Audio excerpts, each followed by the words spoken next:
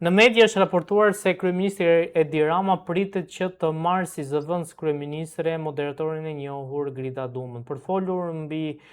se çfarë zhvillimesh dhe ndryshimesh pritet të ndodhin në shtator me qeverisjen e kryeministrit Edi Rama, kam të ftuar në një lidhje direkte avokatin e njohur zotin Alban Duraj. Zoti Duraj, faleminderit shumë për intervistën.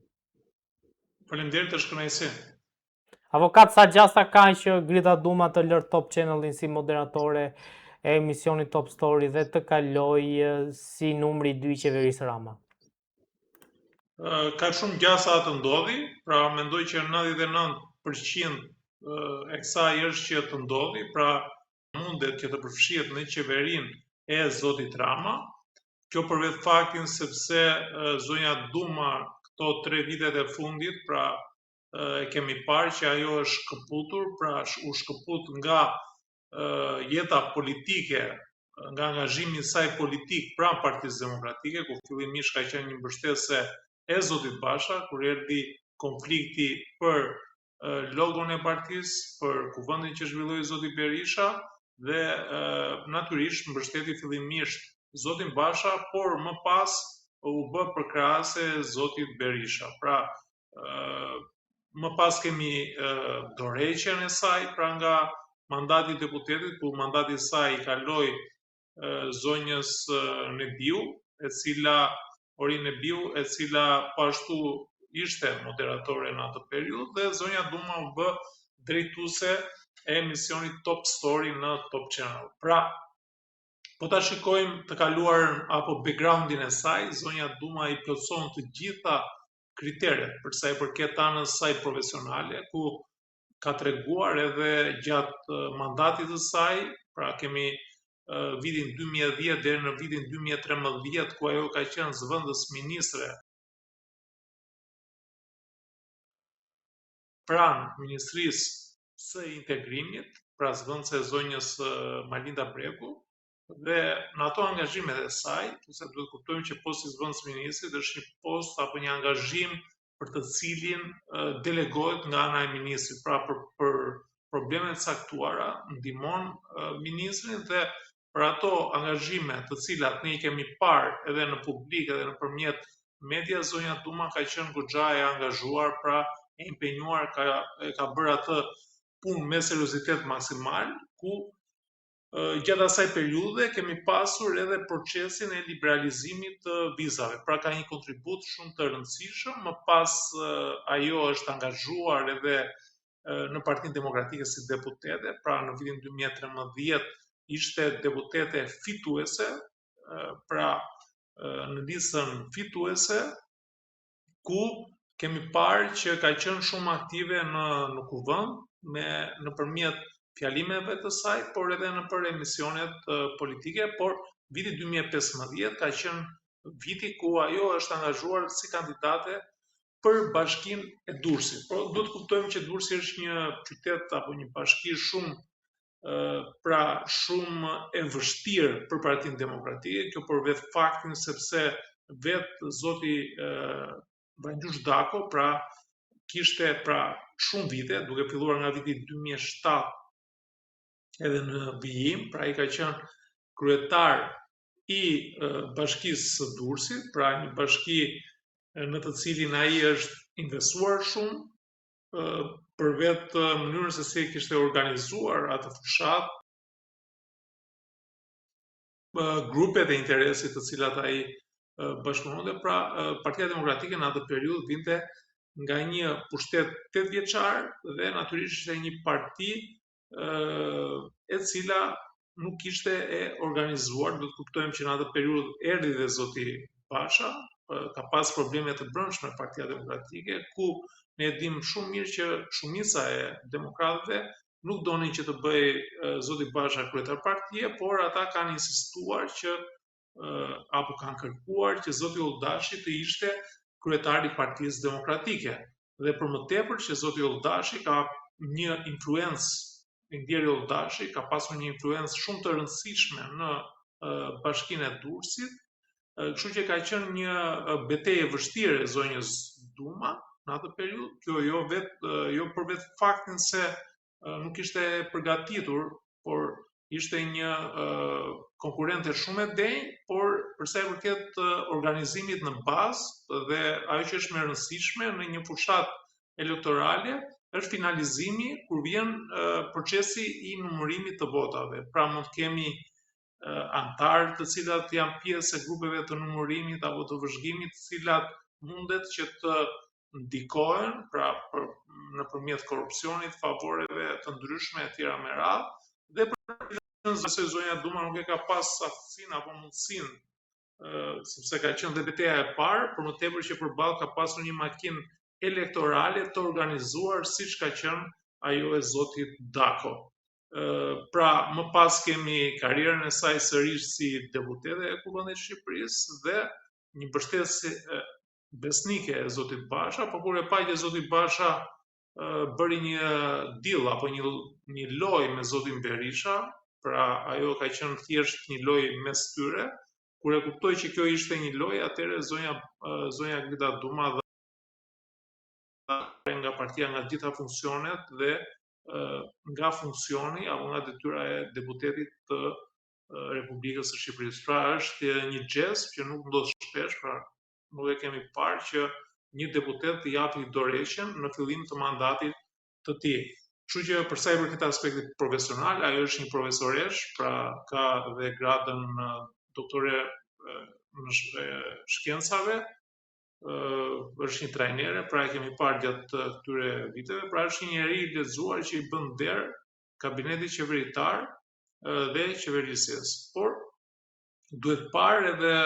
momenti, pra a është momenti i shtrohet pyetja, a është momenti i dur që një personalitet i tillë të përfshihet në një kabinet të zotit Rama, ku zoti Rama gjatë këtyre kohëve përflitet, por ka gati gjysmën, mos më shumë e ka në hetim apo e ka në proces penal, pra do të ishte një investim për sa i përket zonjës Duma që të jetë pjesë e kabinetit, çfarë detyre do të kryejë aty, pra zëvendës kryeministri, thjesht është një zëvendës i kryeministrit, por kurdo kryeministri që ta angazhoj, ashtu sikurse ka qenë edhe detyra e zëvendës ministrit. Pra nëse kryeministri nuk të angazhon në punë të caktuara, atëherë thjesht je një rrogtar i cili nuk ke kompetenca ekzekutive dhe për cilat nuk e i dobishëm për qeverisjen apo për sjelljen e një frymarrje politike. Por nga ana tjetër, a do ta pranonte zonja Duma duke qenë se ka bërë akuza të mëdha ku ka qenë në kuvend, pra ka qenë edhe antare apo pjesëtare e Partisë Demokratike për këtë qeverisje dhe për zotin Rama, apo jo? Pra këtu ajo besoj duhet që t'i peshoj mirë këto të gjitha të mira dhe të këqija. Unë besoj që zoti Rama është në fundin e mandatit apo në fundin e vitit, pra kemi një qeverisje të super konsumuar, të degraduar, dhe kjo do të sjelli një defaktorizim të gjithë imazhit të zonjës Duma. Pra zonja Duma nëse do futet në qeverisje, atëherë i bie që të gjitha ato credo të cilat ajo i ka krijuar gjatë saj kohe, pra investimi në politikë, si në detyrën e zëvendës ministres apo detyrën e deputetit, por edhe si prezantuese, pra ajo ka krijuar një profil pozitiv, pra një profil i cili redhaton energji pozitive,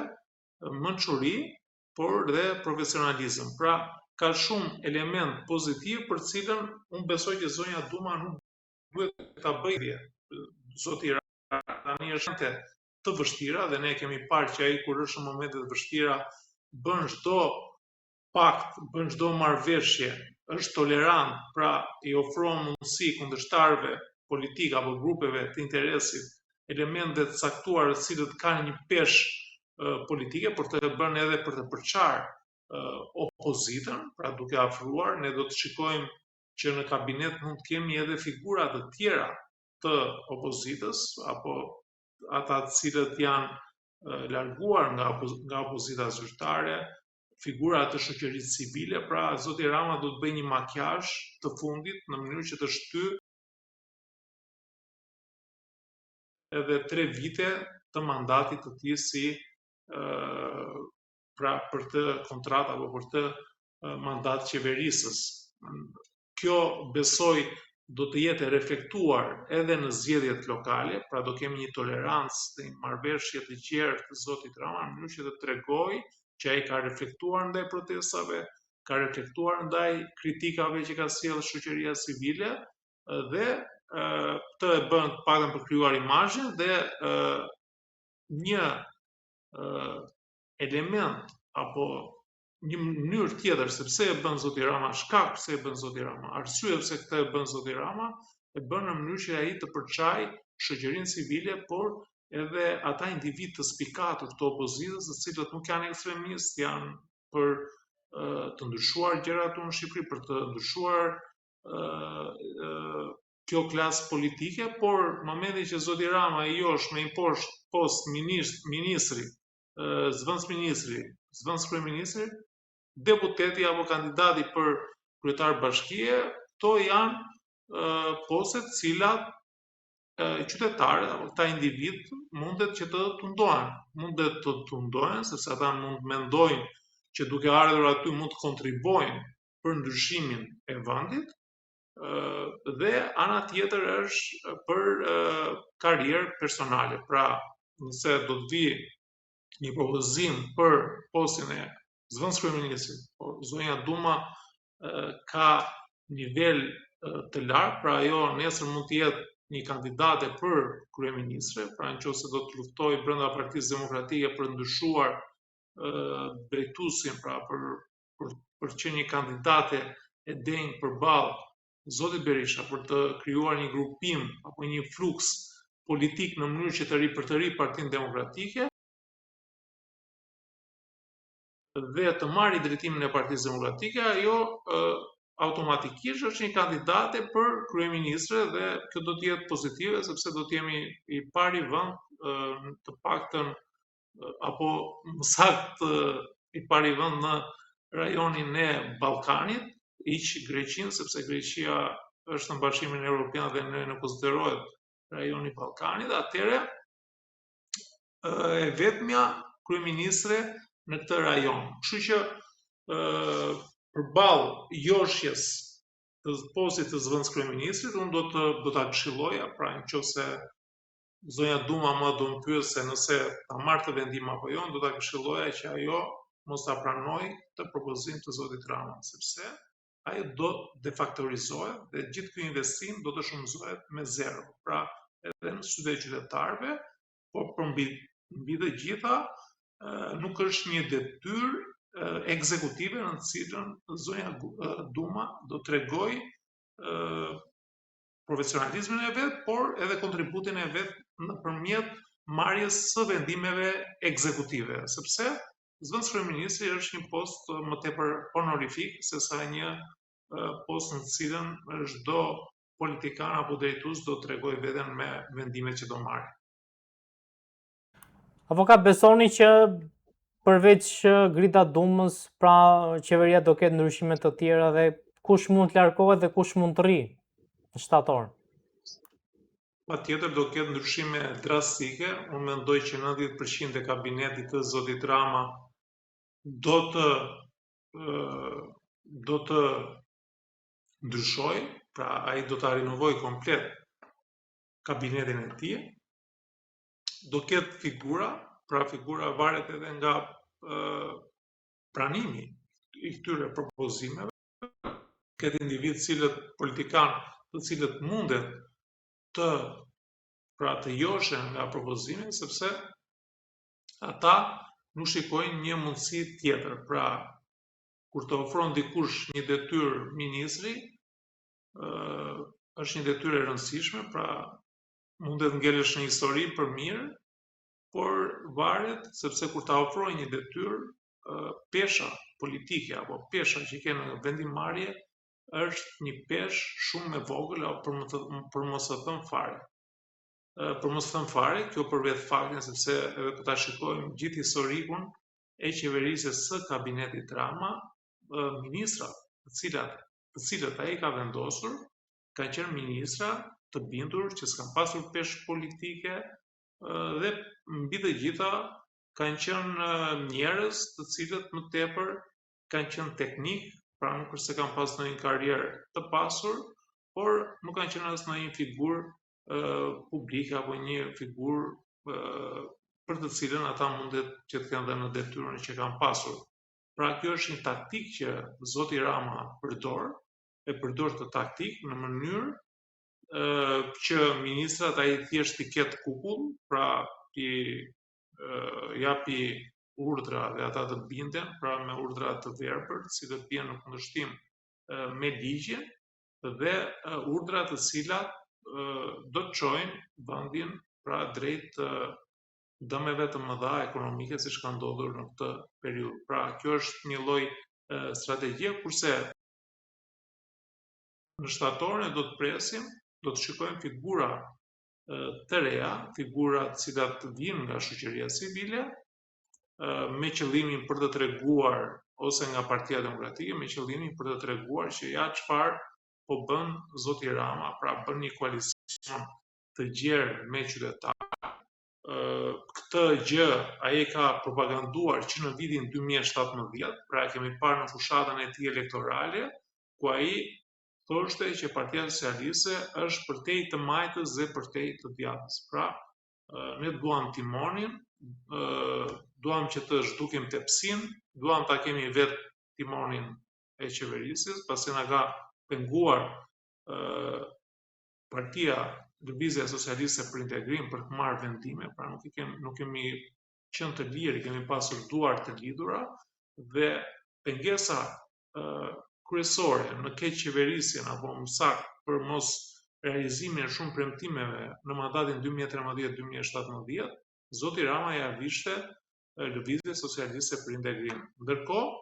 që pas vitit 2017 ne pam gjithë veprimtarinë ekzekutive të kësaj qeverisje, e cila ka qenë në një keqeverisje, abuzim me fondet publike, zhdukjen e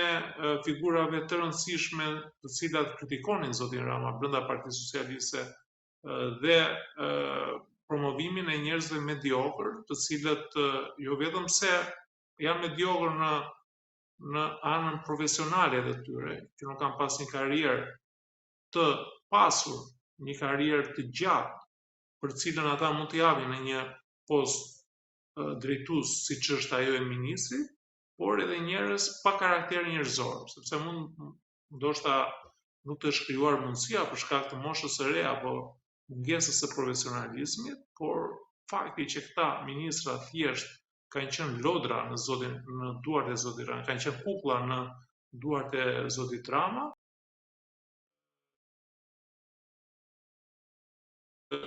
që ata janë të lumtur se janë ministër. Pra, kur bësh pa një investim të ndjen, qoftë politik, po qoftë edhe profesional, që do të thotë vërtet aty ishte ministër zoti Cani, që nuk kishte ndonjë angazhim politik të spikatur, por ama ai ka qenë profesionist tërkohën, pra edhe në kohën kur ishte ministër i financave, pra ai e kundërshtonte në mënyrë të vazhdueshme, pra ne kemi parë në ato diskutime, pa sa kemi pasur mundësi diskutime që janë bërë publike, zoti Cani ishte kundra koncesioneve të cilat propozonte zoti Rama, biles nuk i ka firmosur shumë, jo shumë, por nuk ka firmosur fare dhe nuk ka qenë dakord saqë u shkarkua nga detyra e ministrit të financave. Pra, figurat tilla i bëjnë nder kabinetit zoti Rama, por zoti Rama jam i bindur që nuk pranon njerëz të tillë dhe për më tepër tani që është në fundin e qeverisjes së tij, kur i ka pasur gjitha mundësitë kohore që të tregonte veten e tij, tashmë edhe nëse i bën propozime njerëzve të tillë, pra njerëzve me integritet njerëzor profesional dhe për me të gjitha njerëzve të cilët janë shtetarë, unë jam i bindur që këta nuk do ta pranojnë bashkëpunimin me zotin Rama, sepse nuk duan që t'i japin oksigjen atij në këto momente, për më tepër nuk duan që emrin e tyre ta bëjnë pjesë me në punës të administratës, të cilët një pjesë prej tyre të cilët janë këto detyra, janë njerëz të cilët janë pa merit, por përmbi të gjitha nuk kanë një karakter njerëzor për cilën ata nuk duhet bëjnë çdo gjë që thot titullari të cilat bien ndesh me ligjin. Pra, ata janë aty për të respektuar ligjin dhe vetëm ligjin. Avokat, faleminderit shumë për intervistën, ishte kënaqësi. Faleminderit edhe për mua, kënaqësi.